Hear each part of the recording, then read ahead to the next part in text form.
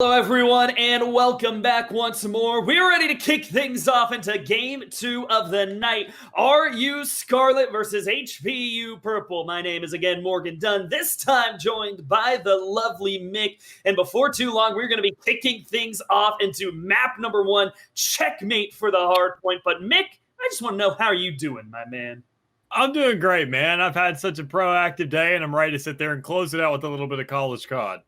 Oh yeah, got to get that good, just working it down, just getting everything done. It's always a good feel-good moment whenever you can have a productive day. Have you had the chance to look at the way these two teams are coming through as we load into this first map? Do you got any guys we got to keep our eyes out on?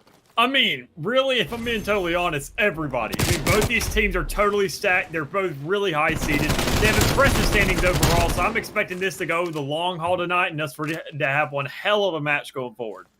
Especially this map has a lot going on for the two teams, as Rutgers is currently right below the automatic playoff spot in the Atlantic. HPU Purple are just barely holding on. It is a matchup between a 7-2 and a 6-3 team. And honestly, looking at the games that are left to come up, if Rutgers wins this, they are going to have that automatic playoff spot. They have the ability to beat their last opponent in the year. So this is all on HPU Purple to solidify their chances to get that automatic seed and not have to worry about fighting their way through qualifiers. Yeah, I mean, these guys, regardless of how it really stands out, both these teams had the option to really just hold their spot in being in those top 4 seeds and going ahead and getting out the playoffs. So, I mean, really, that's the overall spot both these teams are playing for right now. So I feel like these guys aren't going to have any bars held back when it comes around to this matchup because this is so controversial for both of them. We're actually looking at the members of each team. Guys to watch out for. Prezo on the side of RU Scarlet. He is by far their best slayer, sitting at a 1.8 KT on the hard point and going all the way up to 2.14 when we get to control. For HPU, you have to keep your eyes on both Free and our neighbor. That's a tough name. I want to see make sure he has the same one here. I think Brewing is the way it is. It's A Brew in our College COD website. Make sure to check it out. But both Free and Brewing are very good on the hard points on all of the modes, so they are going to be looking to slay out. But everyone on both of these teams can do it. They can get it done. And early on here, it is going to be Rutgers coming out to that early lead. Yeah. Overall, when it comes around to high point, these guys, every single one of them have around the same amount of time on the hill. So they're really versatile. They're really good at rotating themselves out, getting in and out of that site, and allowing themselves to be flexible on the field. Meanwhile, you don't typically see that with a lot of teams, is they'll find their way to having 1 or 2 guys with a lot of time and have those roamer positions and those guys who are really good gunfighters to go about, get outside that point and find ways to get kills somewhere and hold out that site. But overall, these dudes, every single one of them are just showing capability all over the field, and they just really play where they feel comfortable. And and for the likes of their record so far, they look comfortable anywhere. It was a relatively traditional start to a checkmate hardpoint. HPU got a bit more time on P1, but Rutgers did what they need to get that P2 spawn, rack up some time on the first power hill out the map, and then move underneath the plane to continue extending that lead. A lot of it is off of the back of Indy, who has already come out to a 10-5 start, very hot, while HPU are struggling to get their wheels turning. Brewing doing the best at 7-7. They need one good rotation, though. One good hill can completely flip this map, and we've seen it time and time again. Yeah, an overall high point, I feel like they're playing very aggressive into this. Obviously that works for a lot of teams who are very good mechanically. And these guys are finally facing the likes of these guys who are really going to give them a run for their money. So when you look at RU Scarlet, they're getting their rotations in for those first couple points. They're doing a lot better job about holding those angles, getting those camping sites, getting laid down and sitting back all comfy, and getting these angles held down not only on an individual effort, but as a team. So they're always, anytime a man from high point is getting onto this site, he's going to be greeted by 2 or 3 other players to the opposing side, and that's just going to really shut them out. So they have to find a way to infiltrate this site from all angles to actually take over a site, and going forward, really hold it down and get the same hold that RU's had so far. Been a good start here on P3 for HPU Purple. The Cougars trying to hold on, and Brewing getting another kill. You're starting to see those KDs wake up a little bit. They might have just come out of the gates cold as they fight to even it up. Rutgers, though, knowing the situation, playing very much for P5. They're staying back, spreading out, looking for picks with the 3 members down into that bottom left section of the map. So Sexton plays through the middle, looking for anybody he can, but the lead continues to get extended for the Scarlet Knights, and Indy is still being that man to play through. Yeah, and I'm totally with you. I mean, these guys overall are just doing a really good job fragging all around. And as we see, High Point's trying to make some kind of push onto this position right here. But, I mean, the guys are, you can already see them. Even when they move around, it's not an individual effort. They're not exactly funneling. They all have eyes on each other. They're kind of moving as a unit, but still spreading themselves out well enough to where they can find a way to kind of spread out once it comes to actually getting on the site. And with 20 seconds left, they're going to want to try and pick up the spare time as much as possible to get more of a lead if they can, while still trying to maintain themselves on this plane to get ready for this next site. Actually, if we can, bring up the score streak menu, and if not, I'm just seeing a lot of RCXDs in the bottom right now for Kearns and Free and the members of HPU Purple. Not something I've certainly ever seen before, and I wonder if that is accurate or a spectator glitch, but it's something that just caught my eye to bring it out. Right now, no one actually getting enough set up in this map so far. No good enough streaks to even start looking at that. It has been all back and forth, all the way to the point where we got tied up at 99 apiece. HPU have completed their comeback to even up the game. Now it just seems if they can turn the favor back in their direction. Yeah, and I think that's just a testament to these guys of them getting warmed up. I mean, we've seen them all season. They've done a great job just overall, just steamrolling competition and really just showing how well of a team they work together. And I mean, I feel like these guys, they may have been rusty in league play because, I mean, you're going to be facing guys who are a lot easier when it comes around to this RU Scarlet team. And facing these guys up, I mean, overall, you just see kind of a little bit of emptiness when it comes to everybody's positions. You see Saxon right here. I mean, he's running 16 and 16, but he only has 5 seconds on the point. Meanwhile, you usually see him sitting around with about 66 seconds of time on the hill overall. I mean, you can tell he's just not feeling too comfy to be sitting in place today. Right now, Rutgers trying to play from behind yet again, but it is so close, it doesn't really even matter. Dog Bear in on the point here, 12 and 14, looking to pick up 2 more, but can't knock down either Free or Sexton. Free in a difficult position, but able to drag that crosshair across the left side, pick up the kill onto ZB4, and can't escape Indy before he falls. It just continues to go back and forth, but P2 is where Rutgers really dominated through the early rotations of the map. They had everything set up how they wanted, but Sexton all of a sudden gets a big double kill. It's not enough to clear it out, but it is enough to continue building your momentum. Free follows it up to get a couple more, and HPU might actually have the lead coming out of this one. Yeah, that break from Sexton right there was huge because, I mean, as you mentioned earlier, RU Scarlet did a great job of holding down P2 because these guys, as I mentioned earlier, they're very good at setting up for sites. They're very good at camping out and getting their positions and holding these angles. And when you're putting those corner situations in the edge of the map, I mean, it just makes your job that much easier if you're already excelling in that kind of play style. And I mean, when you have less angles to watch, you don't have to look from behind, look forward, and at both sides. You just kind of limit your options in half. It makes things a lot easier to keep an eye for, especially when you have those trophy systems set up and ready to kind of slow the pace of the game down a little bit.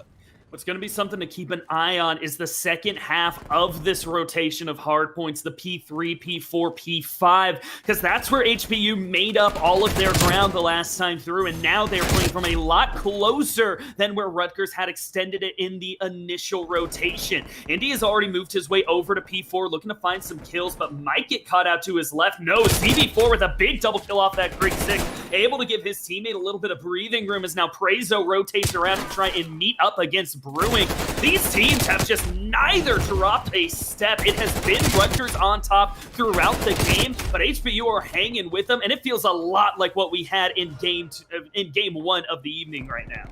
Yeah, I mean, this is exactly what they're looking for, though. I mean, these guys, they're looking to get this momentum right off the bat, find this first game and get this first match on their hands. So they have a little bit of breathing room to work with because when we look at Search and Destroy, I mean, you're totally looking at a different flow of the game, and they want to know that while they can go ahead and flex their gun skill, go ahead and get a little balls to the walls, charge in a little bit more, and have some fun with these guys. I mean, they have to go ahead and get a read on who they're going to be able to target going forward, who's the threat, who's going to be a little bit more easier to pick off, and who exactly they need to keep their eyes on and who's going to make those calls when it comes around to utilizing their mind a little bit more, slowing the game down, and how they can approach those situations, especially on a larger map like Moscow. Right there, Indy tried to move around the backside to get a flank, but he got picked up as HPU set themselves up beautifully to move from P4 to P5. One man you still have to keep an eye on right now is Prezo jumping down, but he gets knocked down by M-Currents. Brewing finds ZB4, and all of a sudden, this is really starting to favor HPU. The timing is getting later and later into the round. We're at 175 apiece. You only have a couple more hills to fight over before this one is all said and done. So this is exactly when you want to be finding your stride as the team that's been playing from behind all game. Now they have a very powerful hill for themselves. They are building a big lead, and Scarlet need to get this rotation. Luckily, it seems like they get the close spawns in the push. Dogbear going to go over the half wall, get the dunk down onto one. Two more kills following up right after, and HPU Purple are forced off of that hill before it gets too much of the damage for RU Scarlet. Yeah, and with the way these two teams are going back and forth, I mean, we saw it earlier. RU Scarlet had a pretty, it wasn't too hefty, but they had enough of a lead to actually say they had something going for them. And in this stage of the game, it almost seems to be as if the tables are flipped. It's if either RU Scarlet slowed down or HPU Purple is sped up. I mean, that's really up to debate when looking at how the whole series could go overall. I mean, looking at these spawns, these guys have just done a great job of playing tug-of-war almost. They're holding their spawns well. They're trying to rotate it out, but these teams are always keeping eyes on how to maintain their spawns, keep everything in line as they're trying to constantly push to get the things rotated out for these sites that are coming in. I mean, this is where we see the most combat at, because that's what it seems to be what is the biggest priority for both of these sides. And Prezo coming through with a very big moment of combat. The double kill to clear out the top of the plane and try and keep things close. Only a 2-point difference between the squads as we get around to the third rotation of hardpoints. But in come Prezo and Dogbear absolutely working it. It is Dogbear on the triple feed. He has 3 kills on the life and is trying to fight through. 5-point lead now for RU Scarlet, but they do not have the spawns for the next hill. With only 15 seconds left on this one, it is going to be a difficult push, and you can see the man going for it is Indy, trying to wrap around the backside, get these kills for himself, spotted out by Brewing, and this is the position that HPU want themselves to be in. Gonna have to be fighting from behind. Down 15 now, but that is a quick thing to get back as CB4 has the cruise missile launched down, and it's all gonna be on to Sexton to try and close this one out. Yeah, I mean, this guy alone, he has to hold this down. As you see, I mean, he's surrounded by plenty of guys right now. He's going to be totally fine in that corner. And we've seen it time and time again where, you know, RU Scarlet's held the sight down pretty well over there on P2, but the tables are finally flipped once again. And High Point's going to have to hold this down, but it's not a situation they're kind of foreign to by any means necessary. So, I mean, when they know that the line is on for this exact match, same thing with RU Scarlet trying to make a push overall and trying to get on the site and contest it. This is where it's really probably going to be the most hectic and where things are going to look like some desperate measures are going to be picked out. But overall, both these teams have sat there and dealt with this kind of pressure before. So we're going to see a really unique kind of approach to this with how another point is actually going to be coming into the mix here.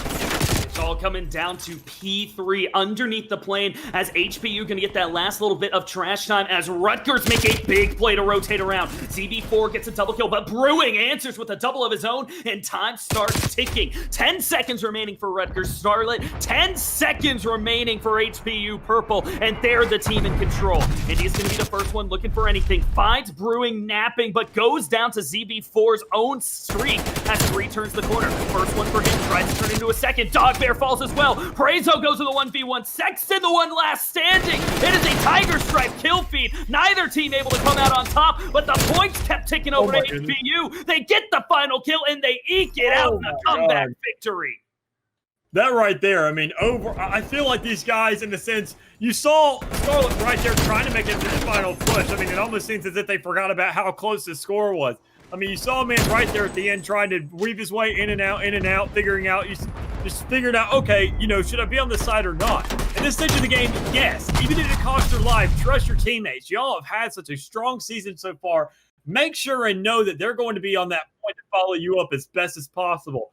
And I mean, I saw plenty of confidence throughout this league, and I don't know how you give it up right there at the end with those 2 points. But I mean, nonetheless, these guys had plenty to show for. And it makes me super excited for the series because neither one of these guys are going to let up at all, it's looking like. And there's going to be no slowing down going forwards. Even if we are going to search and destroy, I see them just going at it, just finding ways to be aggressive on these sites, playing everything super quickly, swiftly, and finding ways to just get through this game. It really reminds me of map 1 from the last game where it came all the way down to the wire, and the team that was really behind nearly that whole game ends up being able to find that last break, the last rotation, and the last hill for yourself.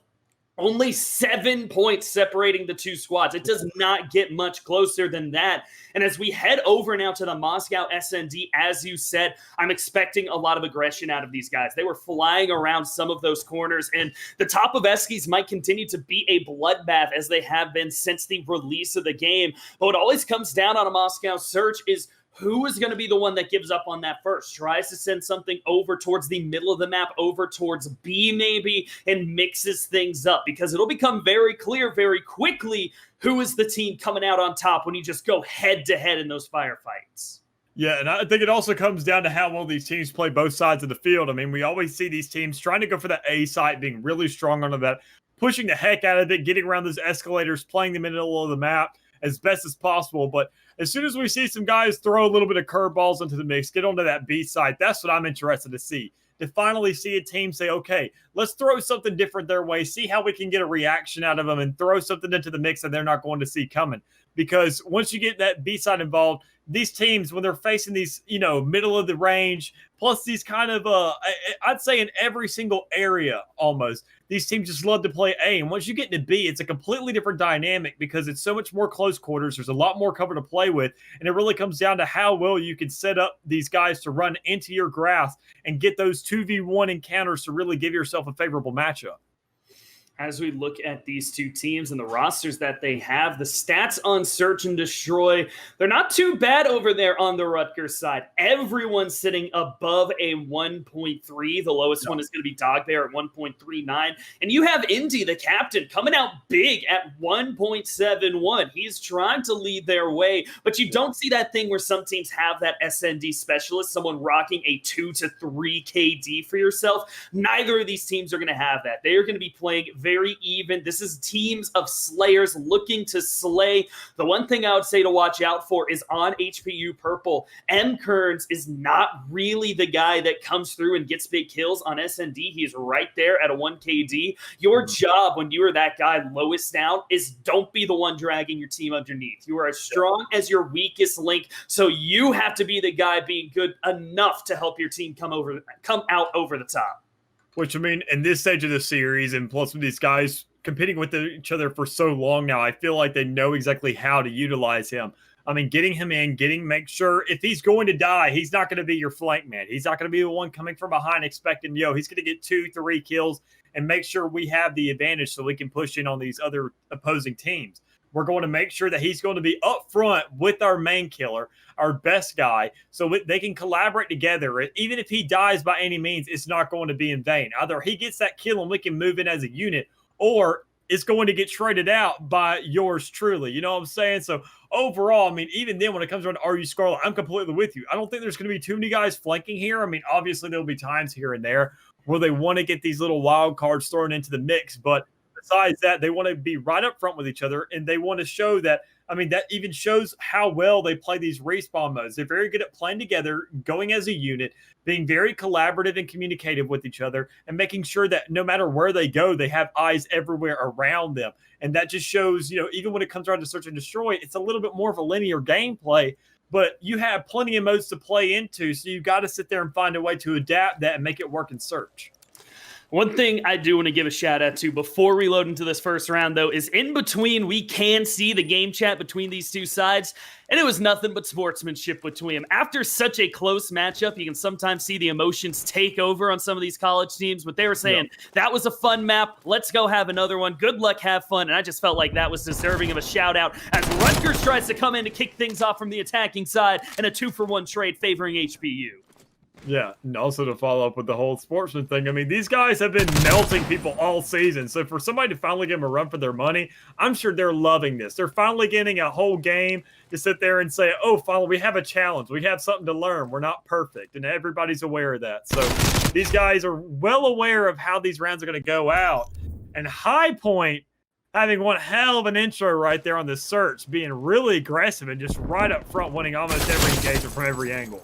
And it's actually the guy I said that needed to step up, gets play of the game. M-Kearns with the double kill. Him and Brewing knocked down 3 of the members for RU Scarlet over there on the street side. And that's why you see teams not really love rushing down towards street very often, because it only takes one good AR to completely shut down your push. And right there, they get caught out actually by 2 members, end up getting melted. It'll be a much more traditional push by A this time to kick things off. High Point coming in from the attack side, and Dog Bear looking to be the one on top of Eskies. Gets the bit of information, but Sexton answers right back as him and Free take control of the middle of the map. 1-for-1 to kick things out, and it continues to roll through. These teams are just rushing at one another. All of a sudden, it's a 3v2 advantage over towards High Point as Indy finishes off his rotation back. Spots out the first man, but can't finish off the kill. Instead, tries to turn it around, but is just not there in time. And HPU win the first 2 rounds. Man, and that's honest to God, like kind of surprising to see how well these teams are kind of stacking up. But High Point just running it up right now with these first 2 rounds. Being super quick and swift about it, and especially seeing Kearns being kind of the wild card I mentioned earlier, finding ways to get this play of the games. I mean, these teams by no means are foreigners or nomads to this area. I mean, you see the likes of RU Scarlet, they're not 5-2, excuse me. They're 6-1 on Moscow. And you got HPU who's 7-0. So, I mean, they have an equal amount of games. High Point actually has kind of, not a disadvantage, but they're pretty equal in terms of standings. None of these teams have exactly lit up too many rounds overall, and every time they win, it's a pretty large kind of advance too, which is just to see odd how High Point has had the advantage going into this so far in these first 2 rounds. Brewing going to be able to find the first blood as now High Point again are able to get a big man advantage. And Rutgers Scarlet from this attacking side are unable to get out from behind their spawns. They have been stuck at that halfway point the entire game and are now going to have to try and open things up over by A. It's going to be if he can find this kill onto Sexton. ZB4 just not ready for it. And as the lone man standing, Dog Bear has a world of hurt coming right from his right in time. It is Brewing that gets the big kill. 3 straight for a High Point. And it has to start here on this defensive round. The attack has not looked good, but there is at least a bit of back and forth when Rutgers were on defense. They need a round desperately. Yeah, these guys, I just don't feel like they're, collaborative. They're not really on point when it comes around to getting these trades. They're not traveling as much as a unit. They're trying to isolate themselves out a little bit more. I mean, if they just had the same mentality as they did in Hardpoint, travel as a squad, make sure to keep all your corners checked, and anytime a man gets picked off, play it as kind of the line. Let these guys adapt their play style, and then that's when you can go around and, kind of play a little game of rock, paper, scissors. I mean, we see right there, RU Scarlet finally taking that first kill lead, getting the numbers advantage, and this is what they have to play into at this point if they want to go ahead and find their first round.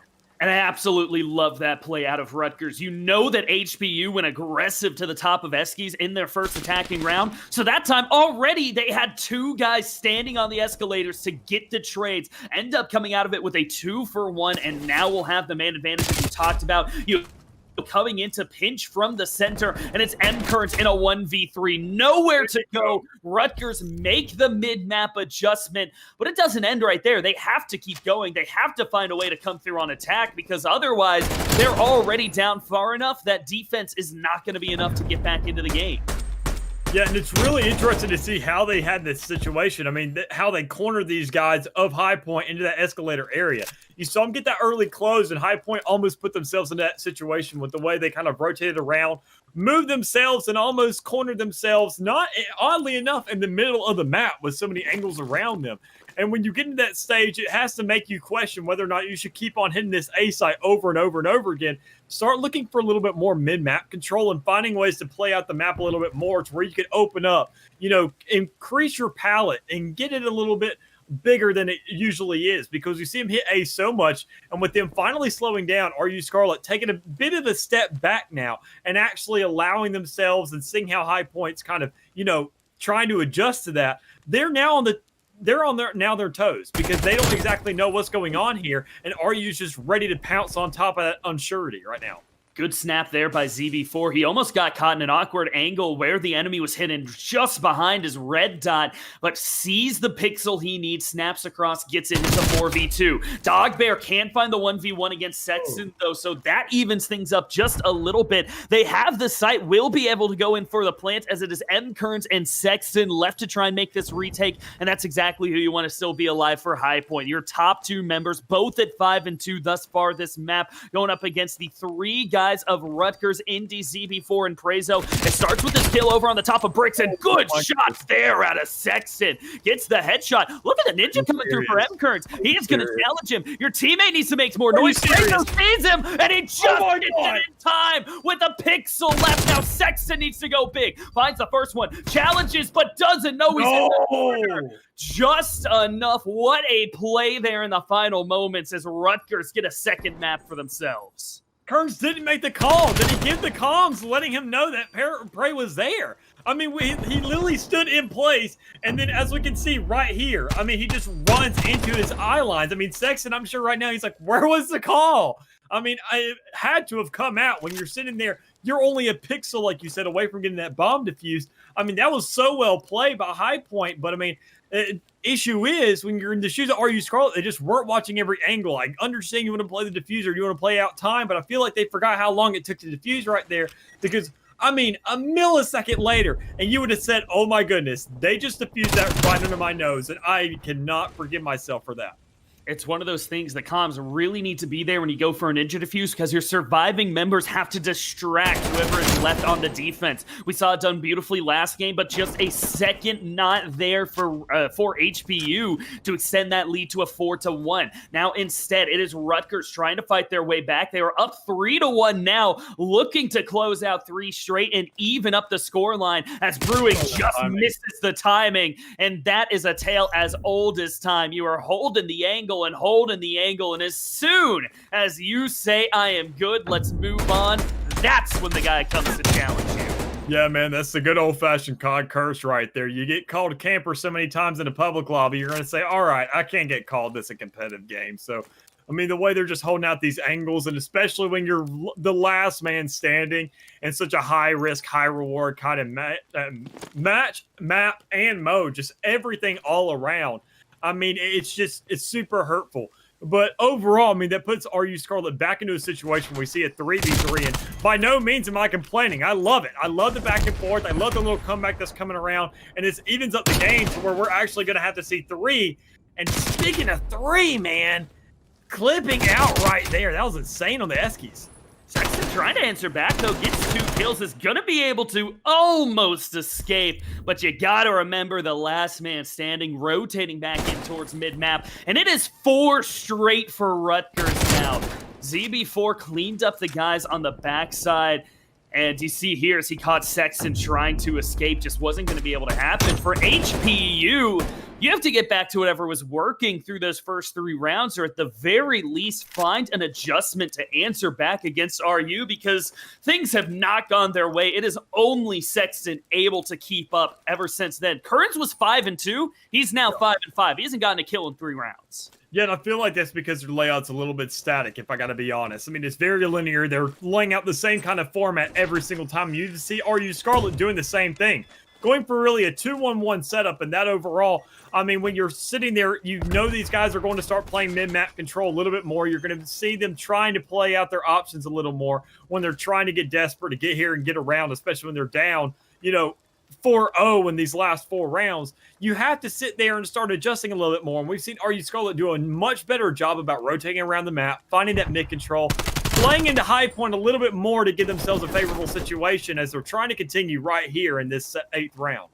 And I think what a lot of it is they were able to hit their shots. They were winning more of these 1v1s and just had no chance in earlier. There goes Bruin with a good move, but the movement's just not enough to beat Prezo's shots as he tracks him down, and we're left in a 1v2. Definitely winnable for Free, especially now that Rutgers made the call. They think he's going over by B. Free can easily get the plant here and play it, but he takes the time, goes to clear the back of sight, and now he has to worry about running directly into Indy. Oh my God. Gets the kill, but he doesn't know where the last man's standing, and this might be the worst case scenario. If he doesn't figure out Prezo is coming from behind, it could get ugly really fast. Has to sit down on the plant plant now, defends from the opposite corner, gets it, tries to escape, gets away, and Prezo now has to sneak in for the Ninja Defuse. Oh my God, free! The ball is in your court. When are you going to peek it? When are you going to try and find it? Look at it tick down, and again!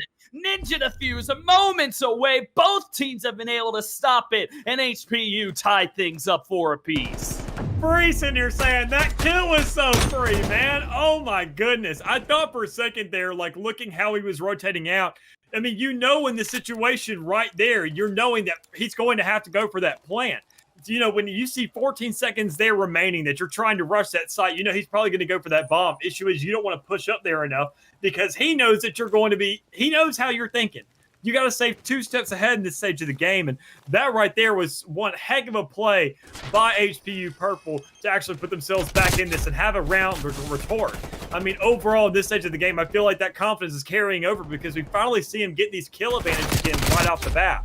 And what's really big out of it all is, you know, he just put that plant down. I mean, it's a highlight play if you stick it, but the Ninja Defuse is just so risky. Now we're going to see the 1v2 from the opposite direction, and Rutgers could really use the clutch up out of Indy to answer that big play out of HPU Purple. Either way, one of these teams is going to be at map point out of this one. This is just to try and get that small advantage. Back and forth. The first 3 rounds went to High Point. The next 3 went to Rutgers. We have traded scent, so they have shown these teams are very evenly matched. They are near each other in the standings for a reason, as Indy is finally going to have to make a play. He spots out Free, can't finish off the shots quite yet, as Free dances around him on bricks. Getting aggressive now goes Indy. Finds the first one, though, is Free not there to cover his teammate. Shots are on. Indy knows where he's coming from. Misses the second burst, and twice now, Free clutches up to give HPU the lead. I'm surprised at RU Scarlet. I mean, you saw right there. I mean, you saw the man trying to go ahead and get the bomb down. I'm surprised High Point didn't catch on that a little bit earlier. I know they were trying to push those as slowly as possible. Not by any means slipping on these guys for High Point. Trying to find a way overall to, you know, rotate back around, get onto that bomb site. But, I mean, it almost seems like the ball wasn't called to be down yet. I mean, you knew it was over there on the A side. It was down. We saw it at least because I know it's about the size of a pack of ramen. But, I mean, you still have to keep tabs of it when you're in this kind of league of the game. And you need to sit there and let guys know that, okay, it is A. You guys can move over there comfortably. Make sure to sit down. Get comfortable on it. And he's going to come from some certain angle. You just got to be in charge of watching him. And I don't think they had that call to really get in that lead. But at this stage of the game, looking at how High Point is right now, it doesn't look like it matters that much.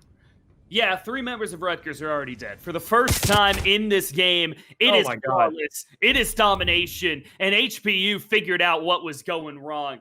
There were moments there through the middle where it could have gone either direction. Rutgers really fought to get back in, but now sitting down 2-0 against this High Point squad, things start to get very, very worrying. They are above you in the standings. They have the better record. They are trying to hold on to that automatic qualifier into the playoffs, and you're going to have to reverse sweep them. We almost saw a reverse sweep in the first game of the day, but it is just so hard to close out. Yeah, and it was almost, you know, obviously you could sit there and run it back. We were sleeping on High Point a little bit. I mean, I don't know if you were, but I was, because looking at how they were kind of getting answered, you know, they had a 4-0 on them at that stage. But, I mean, overall, the way they sat there and said, okay, maybe it takes us 4 rounds to adjust a little bit. But, you know, maybe that plays into our favor. We let you think that we're not really going to do all that much. We're going to keep it the same old, and then just completely flip the script again and get another 3 rounds unanswered. I mean, that was just a great play by the guys to go ahead and move forward. And I think that was a testament to how they were playing things out. We saw little hiccups here and there on their part, but knowing going into next week and going forward into qualifiers in the playoffs, they're going to, you know, iron that out a little bit better. But regardless of how things ironed out, I mean, overall, just seeing both those teams and how well they competed, seeing these 1v2 situations and how well everything was rotated out, I mean, I feel like both teams, there may be some things overall that could be fixed, but I mean, that was a beautiful game regardless, seeing how well the time was played into, keeping tabs of having to check those defuses, as we saw almost 2 Ninja Defuses tonight already. I mean, that alone just shows that neither one of these guys are sleeping, and they're making sure that every single box is checked tonight. And when it comes down to those 3 straight rounds that High Point put together at the end, it was Free clutching up in 2 of them. Had a 1v2 that he managed to win, shutting down one of those ninja fuses you talked about, and then finished off a 2v1 where his teammate went down, had to find his shots, and did. If Free isn't on point right there, those are 2 different rounds that go over Rutgers, and that game ends 6-3 for RU Scarlet. So MVP performance out of him, and he's going to need to keep it up. Try and close this one out as we head over into map number 3, and it is going to be raid for the control. From here on out, it will only be raid. The number of times depends on Rutgers, though. How many they can pick up, and what do you think their chances are here for map number 3? I mean, nothing really has been way too far out of their reach. I mean, to be completely honest, we are looking at High Point being 2-0 right now. But, I mean, it doesn't seem impossible. Everything at least has some relativity of closeness running for it. I mean, these guys, they haven't been slept on by any means. When you look at the 3-point difference, that was the final score, or excuse me, 7-point difference for Hardpoint. You know, a 2-round difference for Search and Destroy, seeing how well these guys can come back and forth and really just retort each other. I mean, it's just impressive overall. And I mean, I'm expecting to see that same exact thing in terms of the series, not just looking at how well Rutgers came back to sit there and find some points around on Hardpoint, how they managed to sit there and get some rounds on Search and Destroy. I see them actually finding a way to find some maps overall and bring it to Game 5.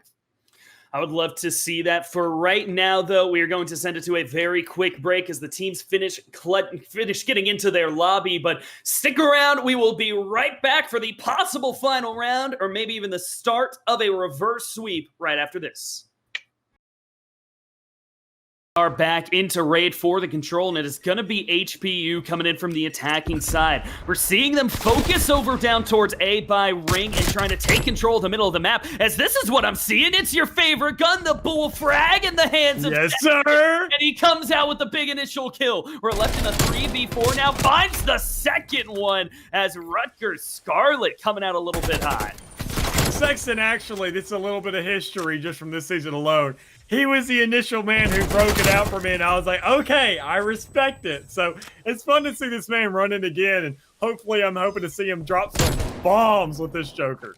So interesting. He didn't bring that out earlier in the hardpoint. This is his control favorite. Maybe we'll see it more here on raid if Rutgers can stay alive. But HPU going to be coming out, capping up A like it means nothing to them. They gave up two lives on the differential for it, but that really is not going to be make or break. And with already a tab of control on B, this is a great start for HPU Purple.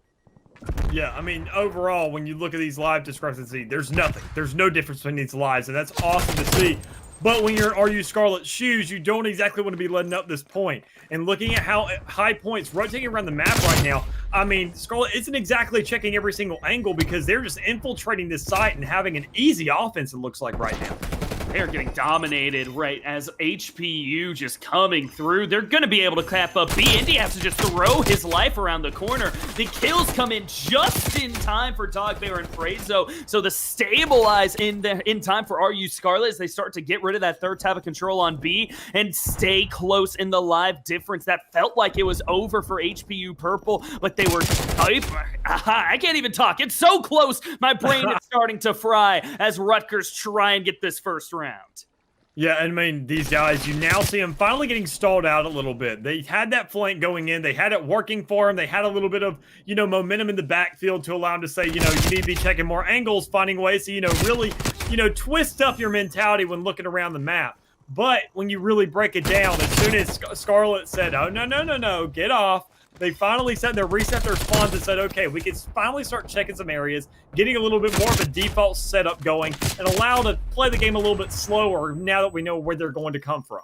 6 lives remaining for the attacking side that has been in control all game, but now it is going to be so difficult. They can't count on anything. It can't really even count on getting this control. They need to try and find it, but down 5, it will be so hard, and Free has a big job in front of him. If he gets a few kills, it can start turning back into their favor. Another man on HPU falls as M. Kearns is now gone out of the round, and it's up to Sexton Brewing and Free to close it out. Your Bullfrag was doing so well earlier on, on, but it's kind of cooled off. The other people on HPU also have been struggling as they find that first one. Free gets the one, Sexton gets the second, but 5 life, still the difference remains. Jumping in on the control point, this could be their only chance to close it out. Around halfway there, 2 big kills. Can they sneak away? The shots are not in time, but Free lines up both of them. Free with what a play. HP Purple just steal one away from Rutgers Scarlet. Hey man, you know what they say. It's free real estate. This man got on that site. He found a way to close it out. When you notice your teammates over there in the back, he's getting caught off by switching out these weapons and you're hiding in that corner. I mean, usually that's the first place you check if you have 2 men going. You have one check out there towards water, towards Tiki. Have another guy looking over on this side of that rock because you know it's going to be a hot spot. I mean, I'm surprised High Point even sat there and let them read into that. But issue is, they knew they were going to win those gunfights, allowing them to close out that round. And I'm sure that RU Scarlet, I'm hoping to see them to have just as an aggressive on an offensive front because, I mean, they know exactly how High Point set up for this and how well they're going to do. And at this stage in the game, defense is only one thing. Being on that point and holding it out. And if you can find a flank and, you know, twist things up a little, you're going to be sitting fine and dandy. It shows how important getting those 2 tabs of control can be because once you reach that point, it does not matter how many people you still have alive. Even one guy in a cracked moment can clear out the site and finish off that final tab of control. HPU Purple are able to get it in a 2 versus 7 life differential as now Sexton comes around the backside. And this is why there's so many bullets in the chamber for the Bullfrog. He only is able to get 2 out of it, but that is enough to completely shake up the hold Rutgers Scarlet have for themselves, and HPU gets a second to breathe. Man, I mean, at this stage, I mean, that's exactly what they need. And the issue is, I mean, when you're sitting in the shoes of Rutgers right now, I mean, you're obviously splitting up the points a little bit better. You're holding Brewing over here in money.